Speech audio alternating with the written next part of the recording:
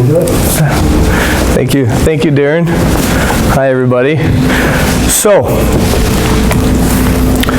we're going to talk a little bit about healthcare. And so just kind of for me to kind of get an idea of who I'm chatting with, is there any medical students here? Undergrad students? Okay, and who's interested in healthcare, in medicine specific? Okay. And the other folks, you're interested in communication, how to teach, transfer? Okay. All right. So, before we start, I just want to get a poll from people. Does this resonate? This quote from Da Vinci, learn how to see, realize that everything is connected. Or even this geometry, does this resonate with anybody? Can I have okay, a couple of people. All right. So, we'll come back to that. So just to quickly kind of tell you who I am, because I feel that it's hard to kind of understand where you're going if you don't know where you're coming from. So Darren briefly mentioned I was trained in the Maritimes in radiology, did a fellowship. Interestingly, about a year into my job, I had to go in for a surgery. Turns out I had some sort of congenital heart problem, and I had open heart surgery, and it threw me literally on the other side of the table, just completely out of the blue. So for a while, I actually, kind of got to play the role of the patient, got to see how healthcare, how it was being driven, what it felt like to be part of that process, and receiving the care. And it was an eye-opener. I got to tell you, I was very surprised of how we ran our system. And then, as I recovered, I soon became chief of a department. And then I got to see very quickly how the decisions were being made, how healthcare was designed, who was driving the cart, who's driving this whole machine. And again, another eye-opener. So when I was doing this chief job, there is a conference that they sent me to, and based out of Boston. A bunch of these Harvard guys, and they sit around and they say, okay, let's look at and study healthcare infrastructure, the design of how we provide health. Now, interestingly, they identified 3 obstacles that was deteriorating healthcare. The first, we have excessive burnout rates. I mean, residents are burning out before they hit their exams, and some of the statistics that are coming out, they say, look, 40% of physicians before the age of 40 are hitting burnout. Well, that's pretty tough. I'm hitting 40.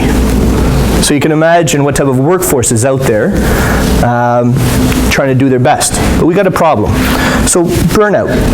2, our communication transfer, interestingly, has completely been eroded.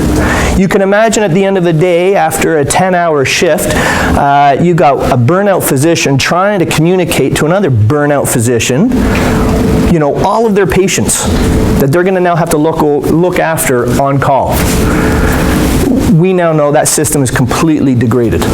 We have a real problem being able to communicate and transfer that information effectively. The third big issue they say is, well, you try to change any sort of culture. There's so many cogs in this system. Trying to make things change is like pulling a tooth. Perfect example, during my chief, I was working with some of the clerical staff, and they said, you know what, I spend half my day on the phone making reminder calls.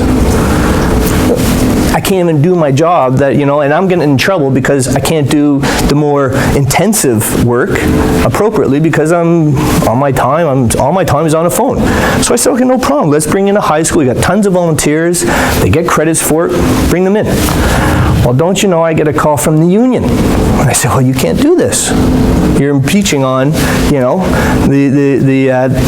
the duties of our constituents. You can't do that. You need to hire somebody.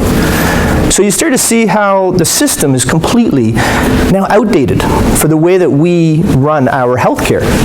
Now, I add a fourth element. I believe after spending 3 days at this conference, I was sitting day in and day out listening about how Toyota has created lean quality management protocol. And how can we take that lean quality and put it into healthcare? So when I got back from this conference, they're asked me at these particular set of rounds, well, can you say a few words? What did you learn? Can you, so tell us, what did we spend our money on? So I said, well, apparently we're making cars back here. I said too, I don't understand, how are we going to revive health in patients when we're designing our systems so industrialized, so lean, that it really sucks the life out of the people working in your own institution within 5 years. I said, they got no life to give. I don't know how you're supposed to revive life in your patients. So we're kind of at this point where we're starting to see not only where the bottlenecks take place in healthcare, but we're starting to understand why these bottlenecks are starting to exist. Now what's interesting is if you look at the statistics, one of the greatest achievements healthcare has done over the last 10 to 15 years is that we've created the largest drug addiction problem that we've ever seen. The idea of just pumping out these pills has been ingrained in the way that we as physicians and in healthcare function. It's the way, how fast can you get rid of your patients? We need that bed. How many patients can you see in a day? This is the culture that, unfortunately, that we are forced to reside in and function. My question now becomes, well, if healthcare is the most coveted industry that you can think of, it's the crux of a healthy community, how did we get to this point? So, just a real quick review. If you think about it, you take a step back, you think, well, you know what? We're born into a system that's designed to divide and conquer. It's designed for 1% to rule the masses. And in practical terms, it's really a monopoly game in the real world. This is how we live. And if you think about it, we've become so complex, we've become so sophisticated that this whole idea of corporations, governments, we've really created a corporatocracy. It's very hard now to kind of dissect this whole idea of, corporations, governments, your computers, your cell phones. They were built in 7 different countries before you even got your hands on it. We've created a very globalized, integrated system, but the lines have become so blurred, so intense.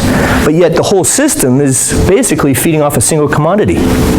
And what's really interesting now is that functional MRI scans show us that our brains light up the same way, same place, when you put money in front of us, or you think of capitalistic ideology as as crack does to a cocaine addict. We're an addicted society. Our neurophysiology, since we were born into this system, we're wired around this understanding, our social infrastructure.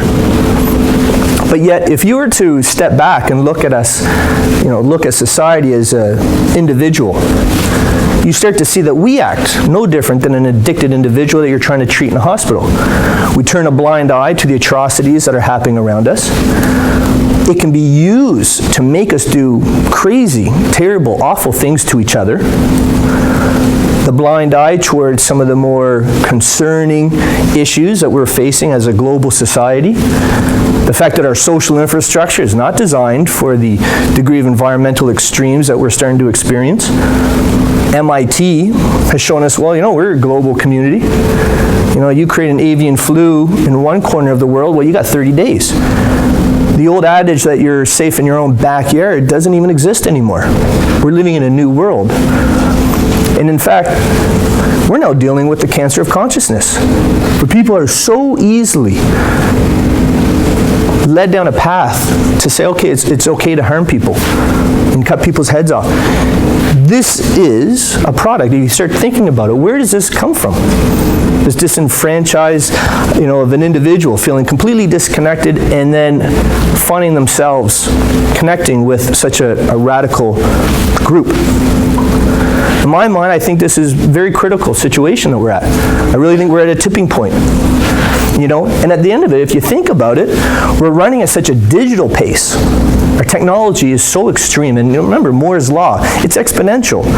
The last 10 years of our, you know, progression on the technological front is equivalent to the last 100 years, 1900 to 2000. We're just exploding with information and technology. Meanwhile, not only is our systems and the people making these decisions antiquated, not keeping up, but the world, I mean, over 50% of the world, there's a war on almost every continent, if you think about it. And the technology that we have is extremely powerful. So the question is, I mean, we're at this point of evolution.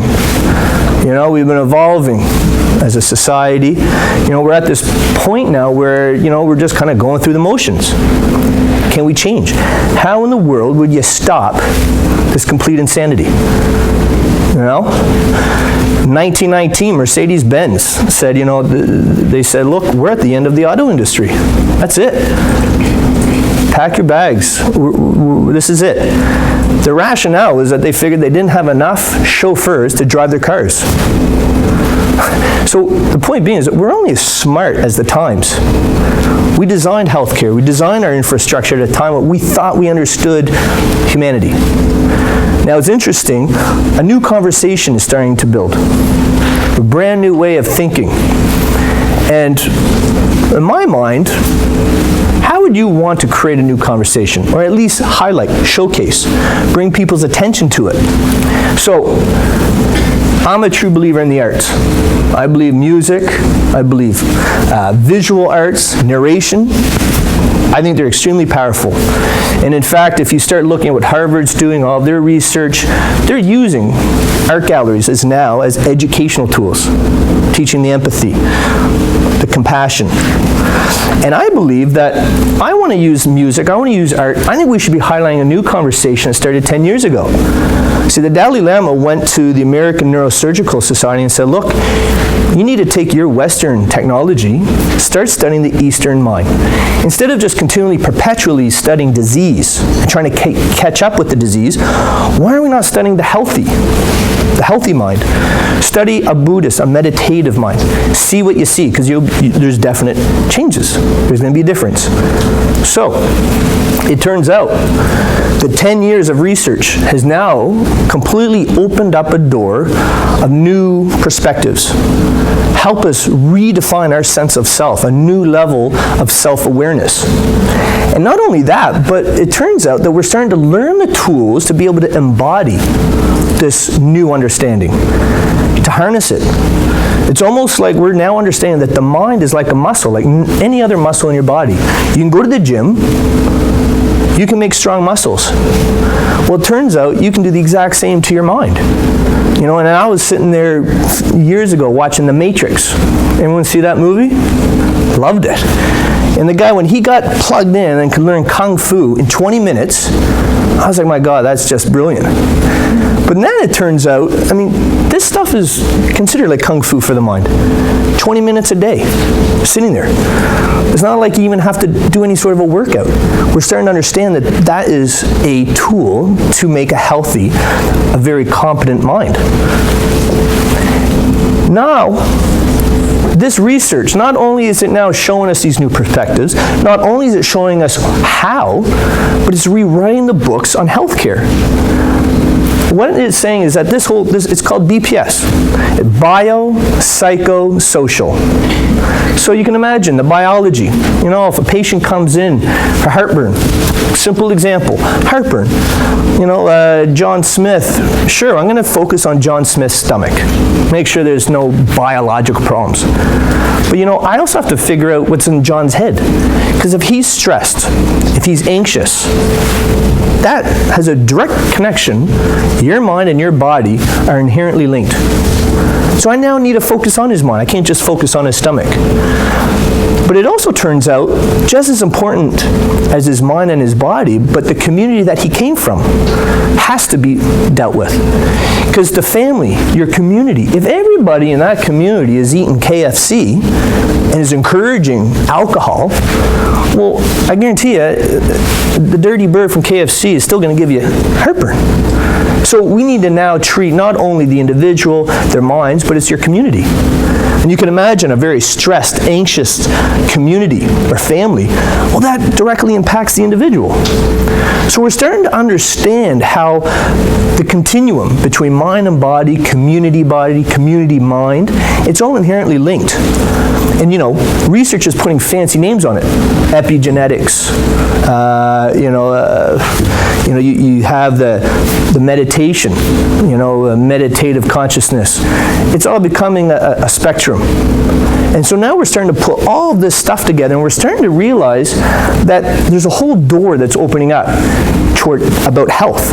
Now we're starting to realize that our health, our physical health, actually is very connected to your sense of feeling connected with not only yourself, but the people around you, your friends, your social network, even your community. Now this is direct data. In fact, there's research that shows us that, especially in elderly homes, one of the biggest predictors for early death is social isolation. We're starting to see how all of this is now coming together. So this idea of social capital, even in the world of economics and business, they're studying communities. How successful are communities? And they're starting to realize the more social capital you build, the more success that you can create. And in fact, they're starting to realize that this whole BPS model is a key to say, okay, well, how are we going to switch from a reactive model, chasing disease, to one that we can create healthy, conscious minds, create a proactive participant in their own care, create a proactive model. And not only is BPS a key to a proactive model of care, but we're now seeing, as I mentioned, businesses. If you look at Patagonia, you look at Google, you look at how they actually run their systems, they're creating a community. They're really creating a BPS type of model. Patagonia, they over 5 times increased their profit in 4 years by changing the way that they've created their infrastructure, creating a community. So, we're starting to understand, we're starting to see new ways. We're starting to understand new concepts. We're very, I would say, advanced. Look, if we're driving a car on Mars, we're sticking wires in people's blood vessels. We're doing all sorts of crazy stuff. We've become very advanced. So the question is, how do we make these connections function? How do we actually use them? Instead of just talking about it in a classroom. So, just to go back to this initial slide. To learn how to see, according to Leonardo da Vinci, he says, you have to realize that everything is connected. And he shows this interesting geometry. Now, to make any sense of it, we have to take one step back. We have to look at what Nikola Tesla said. Now, Tesla, pretty smart guy, found, he kind of unlocked electromagnetism. He was a pretty brilliant guy. So he said, look, if you want to understand the universe, you want to understand the complexity of our system, you need to start thinking in terms of energy. Everything's a frequency. Everything's a vibration. Everything's a wave. I mean, really, to make sense of that, think of what Einstein said, E equals mc squared. All that means is that everything is energy. It's just a different form. This desk is energy. You can burn it, we'll get heat. I could, the water's energy. You can heat it up, you can freeze it. Everything's just one different form of energy or another. That's it. It's pretty simple.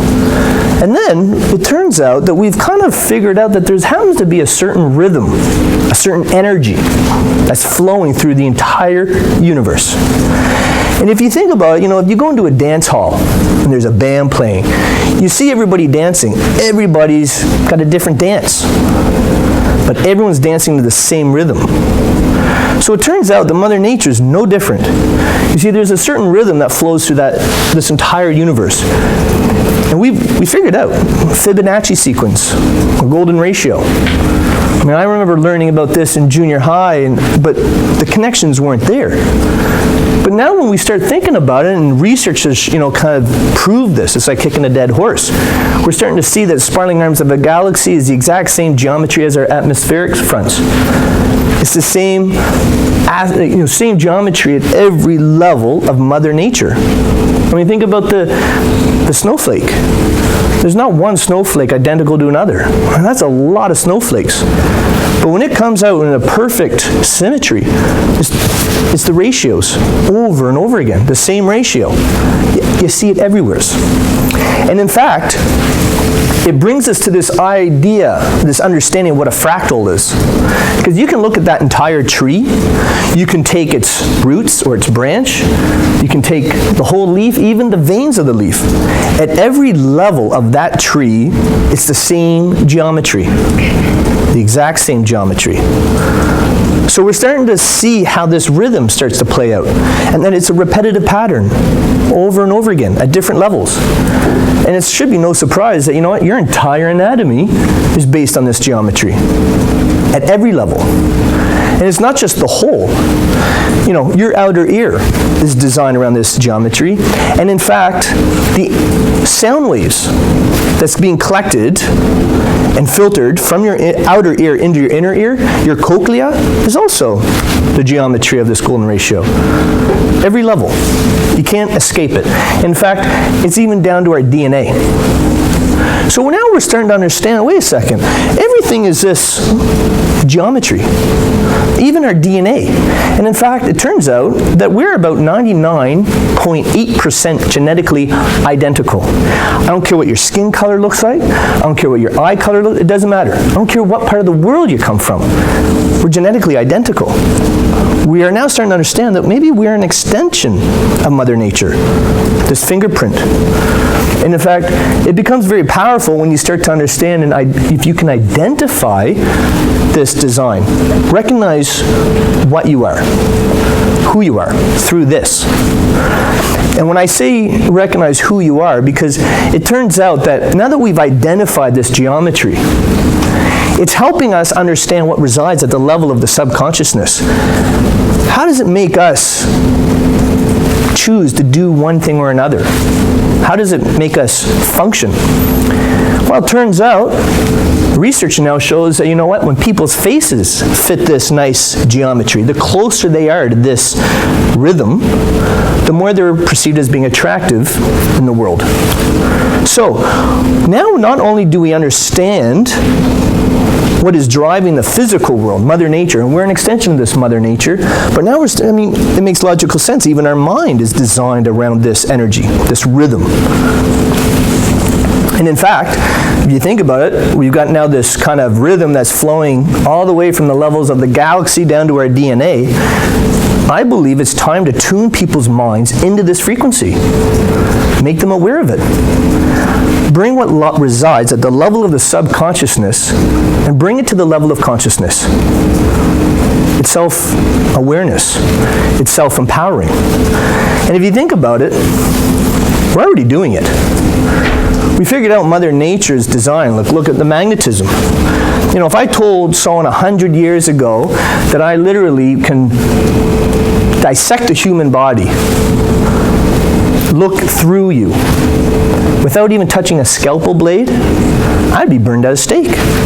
I'd be considered a sorcerer. But at the end of the day, we just become so much more complex. We're sophisticated. We're becoming to learn about how Mother Nature, how we function, what are the basics of the physics in which we live in. We're becoming self-aware.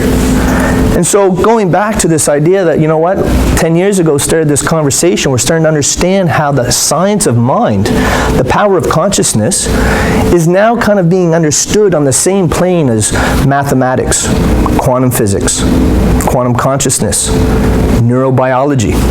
It all becomes one. Because you got to remember, we're all made up of molecules. trillions and trillions of molecules. Those same molecules that are in your body also are in the molecules of your GPS system. The science is there, it's valid. We live our life through technology. We understand time dilatation, we understand, mechanisms of, quantum entanglement. We're using it now. Well, that understanding has a direct implication on who we are and how you can use it. Because at the end of the day, we need to start thinking in terms, let's help us redefine our sense of self, but also who is our community? What is community? Because in my mind, I'm starting to understand, well, wait a second, everything, if we're an extension of Mother Nature, we are an extension of the whole. This is Eastern philosophy. This is how 2 millennia of, Buddhism has survived. This understanding that we are part of the whole. And interestingly, Stephen Hawking, about 4 months ago, said, you know what? Salvation of humanity is in empathy. We need to learn from Buddhist traditions. We need to figure out how we can train the minds and get people to understand this broader understanding. Living from a reactive model of life, be it healthcare, be it an egocentric way of living in our social infrastructure, to become one more in line with what we actually understand, who we are and what we are. Help us rethink what community is and how we are directly connected. And not only that, this is the tool for which we can actually help people really not just understand it and talk about it, but feel it and harness that power that research now shows exists. And when I tell you about this research, I didn't go too much into it, but if you start reading into this stuff, it is so profound. There's one lady from Harvard showed that 3 months, 20 to 30 minutes a day, for just 3 months of meditating, it actually thickens your gray matter. It regenerates neural tissue. And in fact, where these connections, where this changes take place in your brain, it has a direct effect on improving your compassion, improving your empathy, improving your logic, decreasing your stress, decreasing that fight or flight mode where even I could tell you 2 + 2 = 4, but if you're all flustered, it doesn't register. We know this. So the mind is neuroplastic. We can change the way that we think, the way that we harness its power. And we're starting to understand the tools. So, I believe that we can start teaching people about Mother Nature, teaching about these relationships, teaching the science using art, using geometry, helping people understand how geometry is really mathematics and vice versa, but say, we can put it even in the context of art. Now you can take any artist, you teach them this, now they have the ability to become the educator. In all sorts of interesting programs that you can now plug in to a BPS model, helping people understand that connection. Because education is the first step in any sort of health-related issue. You have to become aware. And look, at the end of the day, we've been using this geometry for years, centuries. You look at the architecture. This whole infrastructure is all golden ratio. All of it. In 1996, these chemists got a Nobel Prize because they've found this molecule that they found in Mother Nature in its rawest form and saw that this geometry exists. And then in 2010, these physicists got a Nobel Prize because they used this knowledge in physics. And they created this thing called graphene. Now, does anyone hear of graphene? Yeah, it's the most impressive thing. There's an article on CNN today, CNN, their website. You can look at it. They talk about how graphene is the most powerful material ever made. It's 1,000 times thinner than a strand of hair, and it's 200 times stronger than steel. It's the most electrically conductive product in the world. It can transfer a terabyte of data in a second. It's just mind-boggling. And all it is carbon molecules. Now, carbon, chunk of coal, piece of lead, it's a diamond. But if you take the carbon molecules and you stitch it together using Mother Nature's fingerprint, then you get nanotechnology, you get graphene, this miracle product. So my question now becomes, well, if we've been using it in architecture, we use it in physics, using it in chemistry, why are we not applying it to the social sciences and using it to help innovate social infrastructure? Why can't we create a BPS model of care using a new design? So, this is kind of what I do. So, I work part-time in a hospital, and then the rest of it is focusing on a project. It's a charity, and the focus is really to help people understand that we are all connected. And how can you use that? How does it make you healthy? So, I'm not the Dr. Bird. A lot of people ask me that. There is actually a real bird called the Dr. Bird, and it's based in Jamaica. It's Jamaica's national indigenous hummingbird, found only in Jamaica. And the reason why we called it the Dr. Bird is because we have about, well, it focuses on the idea that community and healthcare are not mutually exclusive. You can never expect to have a strong community if you don't have good healthcare. But what's the point of bringing in all sorts of healthcare measures if you don't have clean water, clean nutrition, education to support the health that you're providing at your facility? So really, they're really one of the same. And I believe BPS is the future. This is where healthcare is going. So we say, okay, we're going to create community outreach programs, working with communities, working with families, and we're going to do this by taking local infrastructure in Jamaica. We have about 24 clinics earmarked all around Ocho Rios. Some of them sit on 3 acres of land. And the idea is that we're going to create these community outreach health fairs, where it becomes a center for which now recreation, nutrition, university students creating screening programs that are also educational, all can congregate, engaging your local community, redesigning healthcare in the background of these clinics.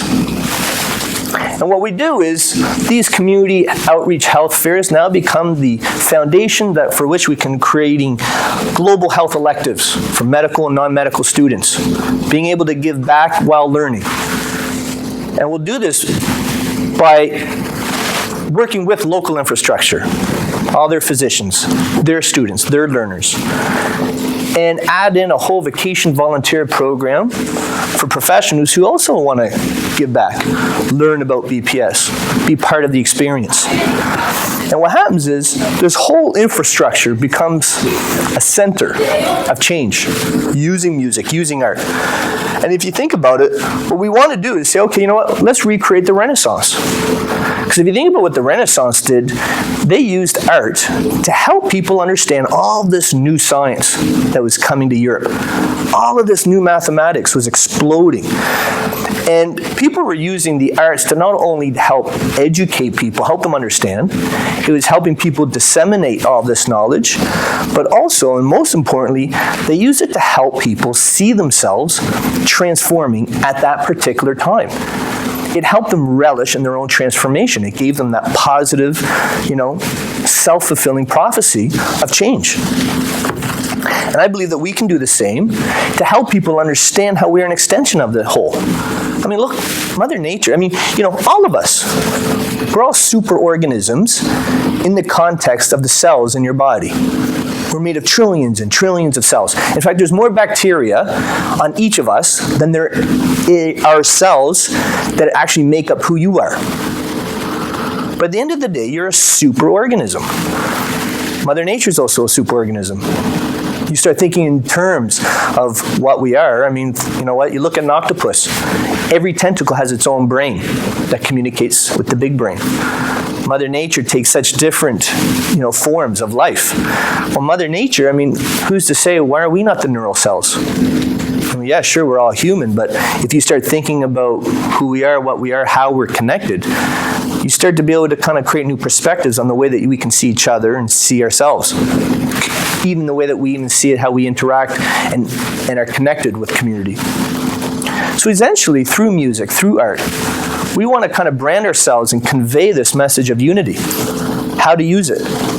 And almost say, you know what, it's almost helping people remember where we came from and create a big bang of consciousness, an awakening of sorts, helping people see what they've forgotten. At the end of the day, we're getting very close to a point of what we can call a singularity. Because if we're starting to understand the universal flow and how we're all connected and where we are in this whole extension of the whole, and we're starting to understand and we're using it in our technology, in our graphene, well, it's one step to say, well, why are we not using this to actually create communities that work smarter, more efficient? Instead of chasing the dollar, why are we not living our lives through our passions and creating, a system that is a little bit more true to how we evolved and what we've evolved around? Because by using music, by using art, creating this kind of campaign of education, we can help people understand, well, the system that was designed centuries ago, this money, this arbitrary system, if you think about it now, BPS says health comes from unity, understanding you're part of the whole. Money, or healthcare, everything, is designed, it's very fragmented. In fact, money, if you think about it, is designed to divide. It is. That's its purpose. So if you think about it, maybe this is what's causing a lot of ills in the world. Maybe it's causing a lot of the disease, poor hygiene, cancer of consciousness. And, at the end of the day, we start to wonder, well, if this was designed at a time where people thought they understood it all, and now we're coming to a point where, I guess the world's not flat. We're starting to see new relationships. Question now becomes, are we going to want to continue perpetuating a system that we know is broken, that we know only creates ills? You look at the healthcare system, I'll tell you, sitting with board of directors asking, why are we not better integrating your services in radiology with the rest of the hospital? Dr. Abrams, please tell me, because, this has been bothering us. I said, well, if you look upstream where the money's coming from, everyone's on their own money train. Everybody is siloed. I said, and unfortunately, there's not enough money to go around. So everyone's fighting for that same limited healthcare purse. No one's thinking about integration. Nobody's thinking about playing nice. Everyone's thinking about how are we going to make our bottom line for next year. So this is kind of how you can start to see, the systems just don't seem to flow anymore.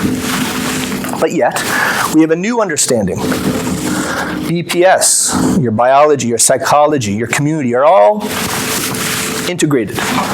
And Dr. Bird says, well, community and healthcare are really on the same plane, and we'll bring them together through music and art.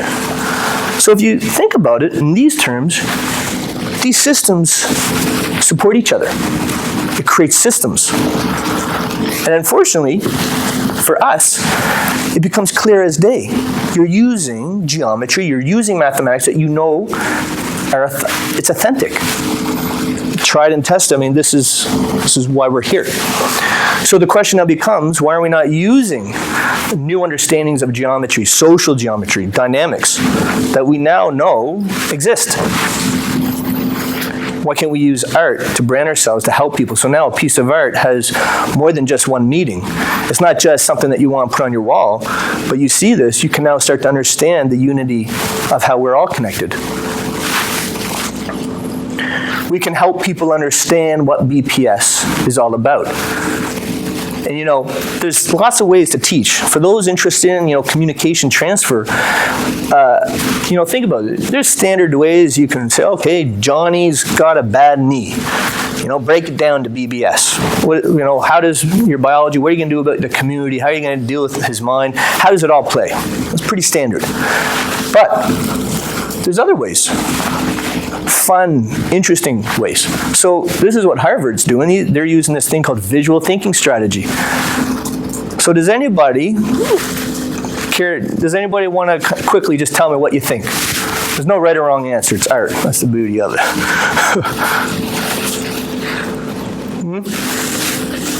Lots of colors and shapes.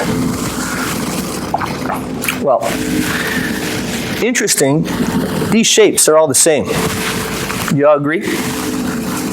Same geometry, same pattern over and over again. Some are smaller, some are bigger. But it's interesting that this geometry is also this whole geometry that we were showing through Mother Nature, us. Looks a little different, but it's all the same. Now you can imagine if we as individuals all understood this geometry, all understood the connection, where the connections lie between ourselves, our community, Mother Nature. Now you can imagine that this painting then could represent, if you were to study Mother Nature's brainwave, you could find a really cool way to study it. Perhaps that's what it would look like. Each of us is a different color in this whole painting. We all make up part. Our little consciousness is one little wave in the bigger wave. And because all of our waves are kind of in flow, are synchronized, we're all thinking the same thing in the same direction. You know, that's how waves interact. You create new ways of thought. You know, this now becomes a brainwave. Maybe you can even call it maybe the new social fabric of a global community that understands new ways of thought. That we're all connected. And a lot of this comes from encouraging and helping people understand how to meditate.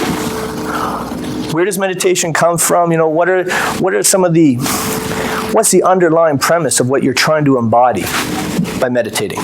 The sense of belonging.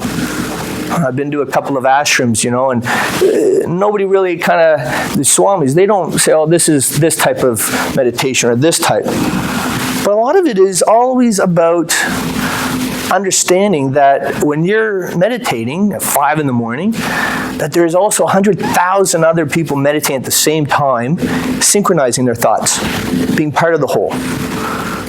And for them, this is power. It's powerful. So if we understand this, I think this now becomes an opportunity to help train people, making it fun, making it, you know, an encouraging environment, and helping people understand that we're an extension of the whole. Now, what we've talked about is Jamaica, and there's, you know, lots of stuff going on. Jamaica is very excited. They're giving us these healthcare clinics and land, and now we're into music festivals. So we want to create a whole music festival that is all about teaching, creating awareness, being a draw for students to come down, but it's also this celebration of life.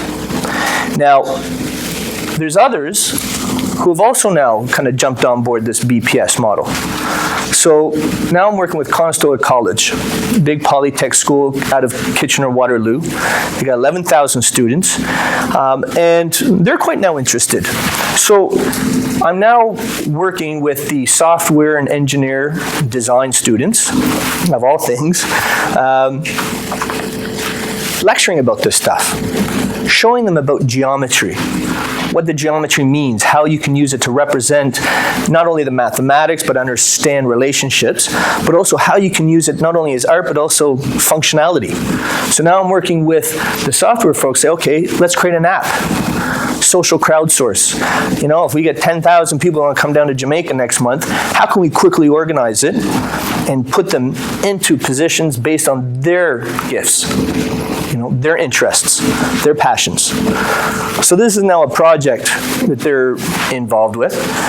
And now I've been asked to say, okay, well, why don't you write a whole course teaching our students on BPS. Use art, use video, use guest lectures, anything. Make it interesting, teach people about PPS, and how students as a school can use it to not only create a healthier campus, but how you can go out to the community and teach them.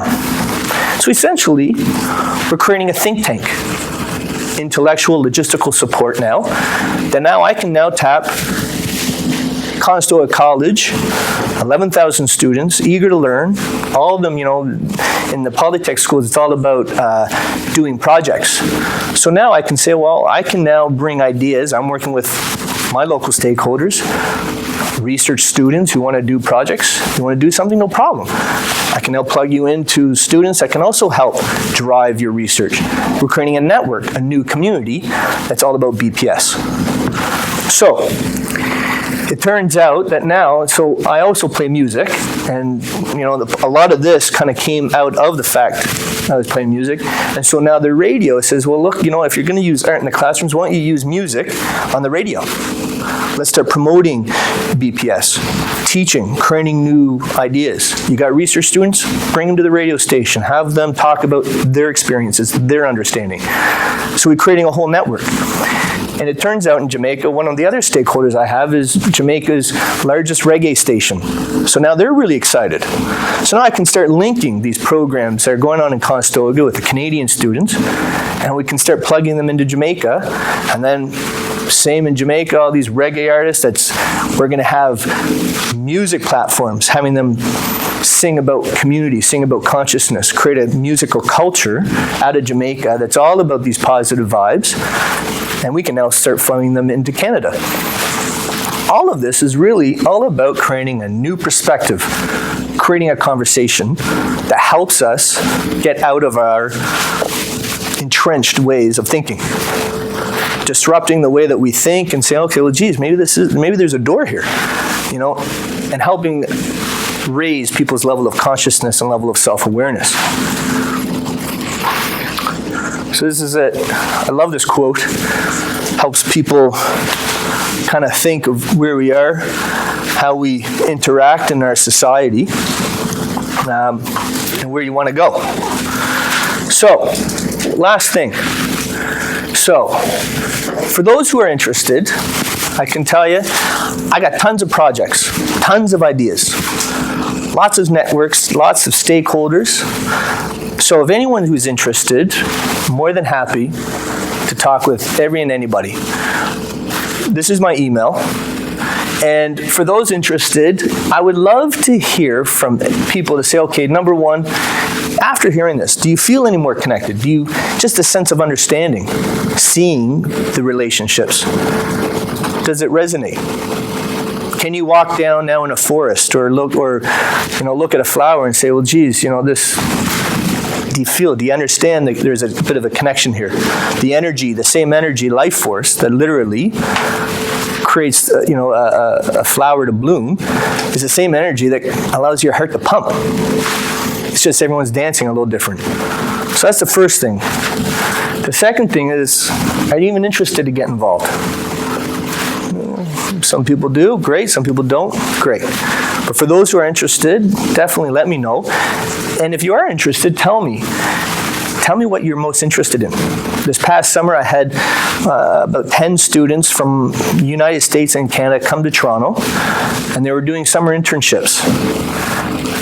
I was teaching them about this, and I said, well, you tell me, what's your area of interest? What are you studying? What are you passionate about?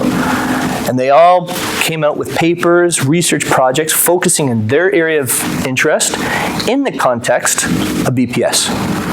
So now we've created a little network where now I say, okay, great, you know what? I got folks, I can now take your paper, I'll get it vetted through a master's, and you know what? Then we're going to try to get it published for you. So now we've entangled our success. The more that I can help you become successful, the more that it comes back and makes me successful. And the more success that I get, the more I can help you reach your goals. So you can see that the design of how we've created this structure, it's biomimicry. Take Mother Nature's design, symbiotic. You know, the geometry behind symbiosis, the flows, you can now see it. Let's apply it to social infrastructure. So instead of me saying, hey, you know, the more successful I get, basically at your expense, exploitation, we say, well, that doesn't make sense. That's not how Mother Nature works. We can create a symbiotic relationship. So, with all that being said, that's it.